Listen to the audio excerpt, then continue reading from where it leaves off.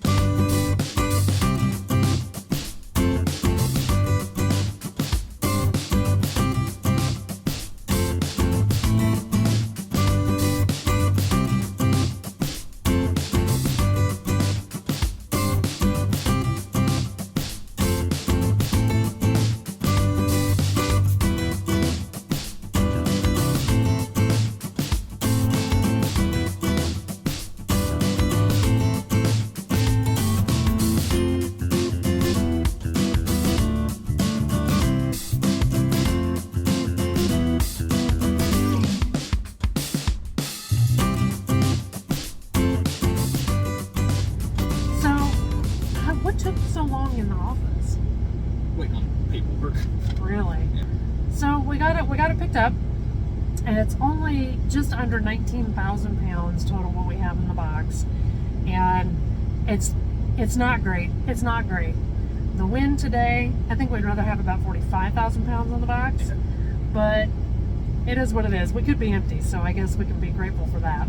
I said we usually pick up a random assortment of stuff, and today is no exception. That contains our bill of lading.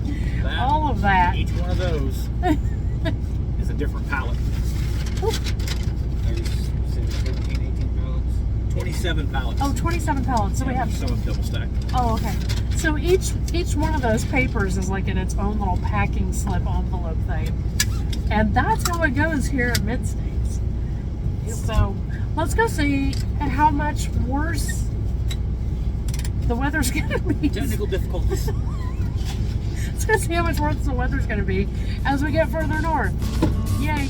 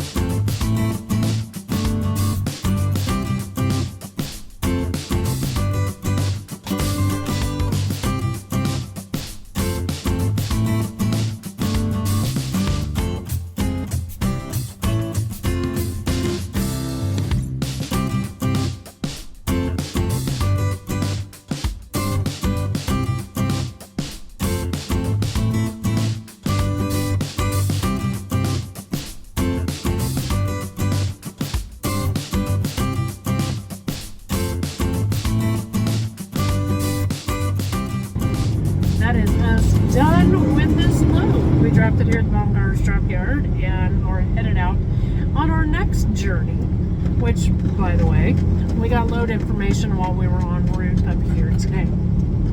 We are headed over to the drop lot in, is it Dakota City? Yeah. And our next trailer awaits us there. It is headed to North Carolina. No, not Asheville.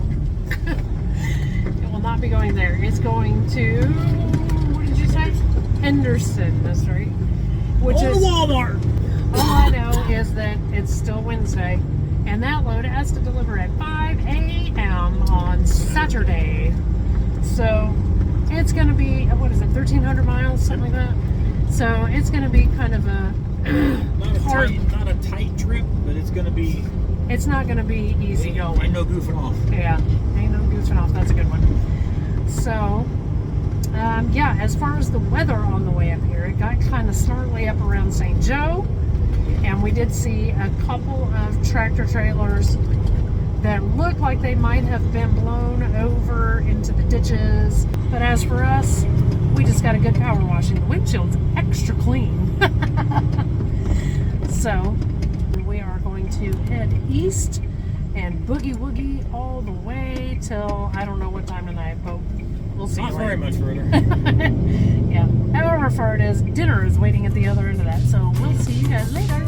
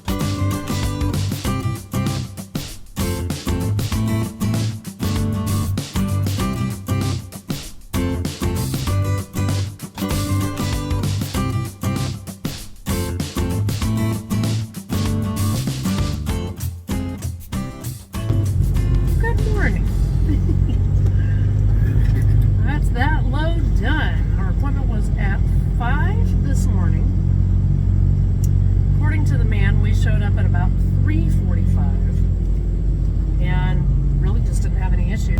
I said it's 8:30 and we are headed off to pick up our next load. We are going someplace that we have not been in a really long time. At least 4 years.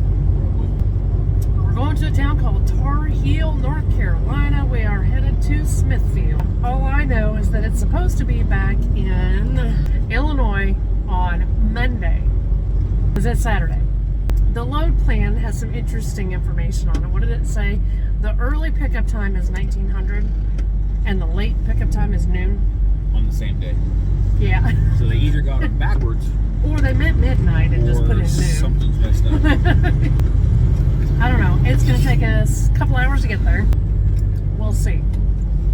In other news, you know, we have these long-winded philosophical conversations on our Minnie Mouse. She talks and I sit here and ignore her.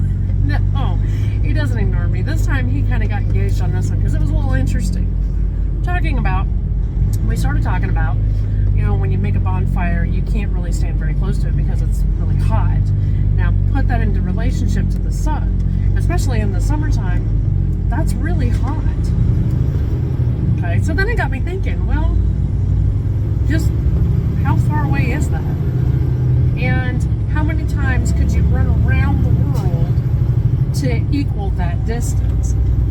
Turns out that answer is 3,700 times. Which sounds doable. If you average an airspeed of 500 miles an hour. 3,700 times around the world sounds doable. Right. But it's about 25,000 miles per round. And at an airspeed of 500 miles an hour, it would take you 120 years to complete 3,700 revolutions. It's barely doable at 1,000 miles an hour. Let's just say you'd spend a lot of time up in the air. So, yeah, that's a long ways for that heat to travel. Just saying. What are y'all out there from this area? Tell me what mountain range we're in. We're leaving Henderson, North Carolina, driving down to Tar Heel. What mountain range is that? Yeah, pretty sure it's Blue Ridge. I don't know which one it is. It's pretty. So, here, look for yourself.